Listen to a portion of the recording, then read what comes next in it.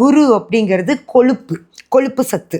குரு வந்து சிறப்பாக செயல்படும் போது நம்ம உடம்புல கொழுப்பு சத்து குறையாது ஃப்ரெண்ட்ஸ். கொலஸ்ட்ரால் நம்ம உடம்புல அப்படியே தான் இருக்கும். அந்த நேரம் இருக்கு இல்லையா, குரு புத்தியோ குரு அந்தரமோ குரு சூட்சமோ விலகினதுக்கு அப்புறமா குரு நகுந்தாருன்னா சனி வருவார். சனி வர நேரத்தில் தான் நீங்கள் எக்ஸசைஸ் பண்ணால் உங்கள் உடல் எடை குறையுமோ தவிர, குரு ஸ்ட்ராங்காக இருக்கிற நேரத்தில் நீங்கள் எவ்வளோதான் எக்ஸசைஸ் பண்ணாலும் உங்கள் உடம்புலேருந்து கொலஸ்ட்ரால் குறையாது அப்படின்றது அந்தந்த கிரகங்கள் உங்களுக்கு செய்கிற விஷயங்கள். அது மாதிரி நானும் தான் பேசியிருக்கேன்.